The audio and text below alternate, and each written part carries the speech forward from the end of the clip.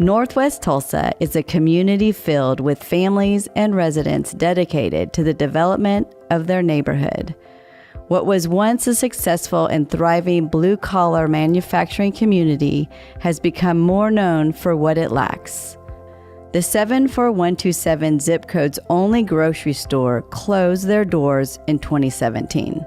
The loss of the grocery store led to the USDA certifying the area as an official food desert.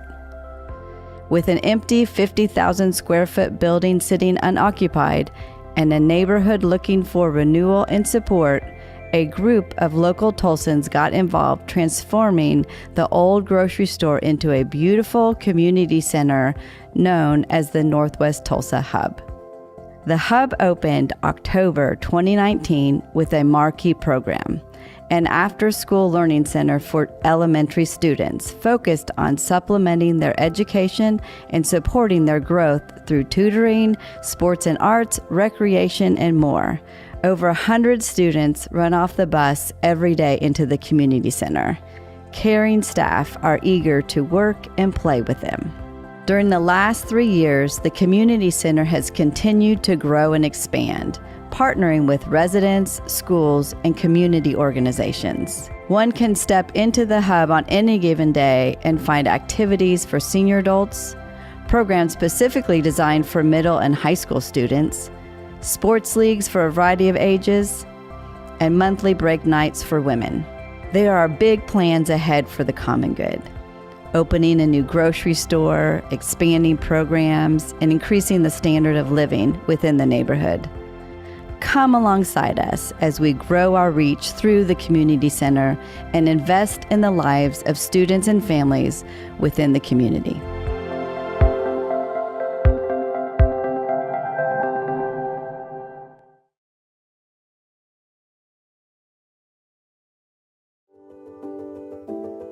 My family comes from the neighborhood, and this wasn't here. This wasn't available. And my dad would tell you this was a field that he played baseball in when he was a kid. So then to see the grocery store come in was an amazing resource for the community, but when it shut down, it really hurt things. So to have a community center put in here to impact these families in this community has been very eye-opening, and it is very heart-touching to see that happen. When I moved here, my daughter's now in 10th grade. We moved here her pre-K year. And when we first moved here, it was nobody cared. Nobody cared at all. And we had a girl bring down our city representatives. I'm like, well, whose area is this? You know, somebody needs to be doing some stuff over here. And she turned around and she said, it's yours. That's why I brought you here. It's your area. And, you know, city tossed us to the side, state tossed us to the side. Everybody was tossing us to the side. And then the common good opened and said, hey, what do y'all need? What's your needs? Building a nonprofit from the beginning is hard work. Like, it's to get rolling to where we are now has been a lot of hard work of great sacrifice, but like hard, getting down there with families, that's been the hard work, but the relationships is the currency. To most people, they don't even blink an eye about it. But to our community, it's a need. You know, a lot of us get our water shut off. A lot of us get our electric shut off. A lot of us don't have internet. When we opened for distance learning, we all had to figure out how to do that ourselves. So, this is the only place the kids had during that time. And it really made a difference to the parents to know that we opened our doors for their kids. Not because the news was here, it's because this is what we knew the community needed. My goal coming into it is, I found out what the common good was. I was like, wow, it's a community center in its sense, but it's not only just for, the seniors in the mornings or the after school staff and kids in the evening time, or the middle school, high school kids in the very late evening. It's for everybody, and I thought that was a great thing in itself. Because when you see a kid pivot and learn tools to be better, and then you see them showing a friend how to be better, then you're building in that peer-to-peer leadership that is so critical as they navigate through their young into young adulthood. I mean, how do we help them? Literacy, social emotional learning, all the things. And then if you help the kids, well, really to help the kids, you got to help the parents. And so how do we start helping the parents and programming to help the parents? And that might be cooking, financial classes or whatever. But as we look at even the parents, we look at the seniors, and the seniors in the community are the stability. We've been here long enough now that we're here to stay. And because of that, we now have equity in the community more than we've ever had. And we have people speaking on our behalf from the neighborhood. And we're growing because people are talking about it and saying, you need to come to this place where people care about you, and come to this place where you can get a meal, or you can, partner with us for the food giveaway, where you can find solutions and that you're not going to be judged wrong or whatever. But like, this place honestly cares about you, and it's part of the community. I mean, it is. We say we're partners. We're not the ideas and, for whatever, but like our ideas come from the neighborhood. Our programs come from the neighborhood. But that just takes time. And I am not a patient person. When you reach my age, our spouses are gone, the kids have moved away, you're sitting at home alone. Now that this is open, I have someplace I can come every day, and it's like going to work, but now I'm coming to play. And so I know that every day we're going to have some really cool event that you plan, some theme of the week or something, and the puzzle is always here for me, great lighting. And while we sit here and we're creating something together, and we're sharing our history and our lives, and I've made friends, because at my age, it's hard to make friends anymore. And they're all here, and there are new people coming all the time. So this is a huge part of my life now for almost 2 years.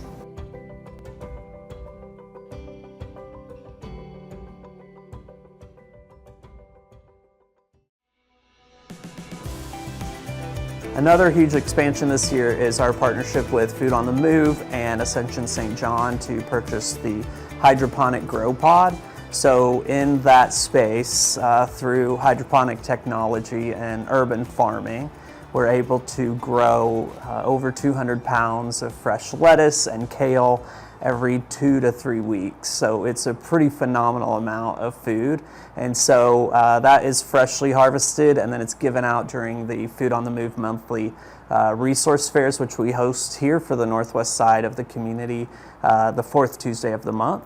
And in between those times, we often have a harvest that we're able to share with our senior adults. So we send them home with fresh lettuce and kale, as well as using it in our kitchen to help feed our kids. We've used it for cooking classes as our middle schoolers and high schoolers are learning to cook, and also a community cooking class for our mothers in the community that may not know how to use those fresh ingredients to prepare food for their families. Over the past year, we reached out to our incredible community of partners, foundations, corporations, individual donors, and asked them to join us in making the dream of the Hub Playground a reality. And in April, we proudly opened the Hub Playground. It became a revolutionary addition to what we offer here at the Hub, to our after-school program, and to the entire Northwest Tulsa community. The new space provides a safe, welcoming place for kids.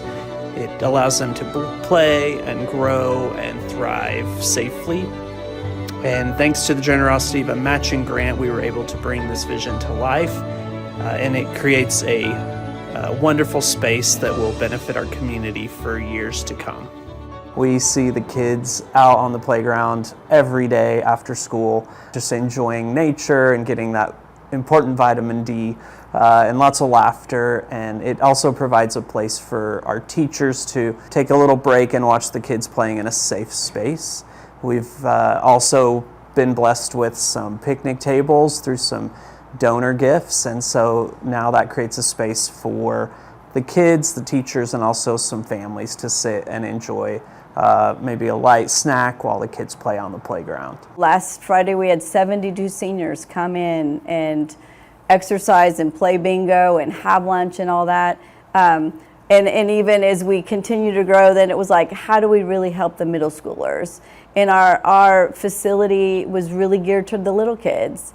And I was involved in how to make it, and we really didn't think through how do we help the middle schoolers. And so the new expansion is phenomenal, because now those kids can take the TPS bus, show up here right after school, and then we can do programming. And we really need to help the teenagers as far as education, sticking with school, exceeding in school, so they can go on to the next thing. And so that has been a piece we haven't been able to really excel at until now.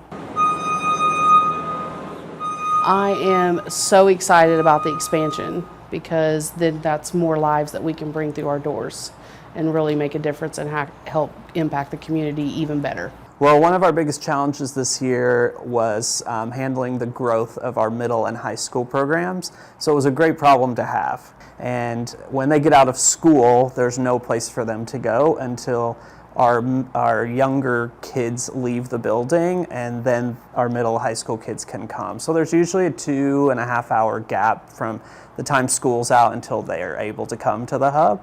And as we all know, that's usually when we get into a lot of trouble.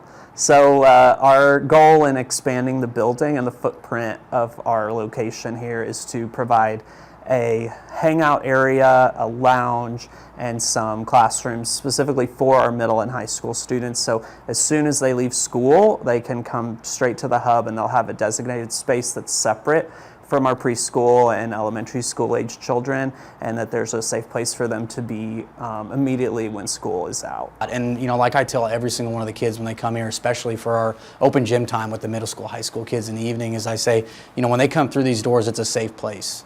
When they're out on the streets or running around the community, they might have to be a little tougher than they might want to be. But when they're in these doors, they can act like kids. So now that it comes up, then they act like kids, and of course you've got things that you got to like, hey, come on, let's not talk about that, or let's watch our conversations or something. But it goes back to that that we're a safe place, and they can come in here and they can just kind of hang out. If they just want to shoot basketball, play volleyball, or just kind of just use the Wi-Fi, which a lot of them love to do, which is awesome. But that's kind of it, just being a safe place for all of them in the community. We'll also have a common area for those high schoolers and middle schoolers to hang out after school, and then larger classrooms for larger sized kids, right? So it's going to be a comfortable space where they can work on homework, they can get some tutoring. We have found that our kids are behind in their schoolwork, and so some focused space for tutoring and making sure that we're getting caught up with schoolwork, as well as those other clubs that we talked about, like Boys Club, Girls Club, and some other programs. But it's watching what the money trickles down and does for the families on a day-to-day basis for us, whether that's enrichment tools that I get to bring into the classroom, which that could be field trips, that could be guest speakers, that's supplies, that's inventory. But overall, it's providing food, it's providing a safe place for them to be in.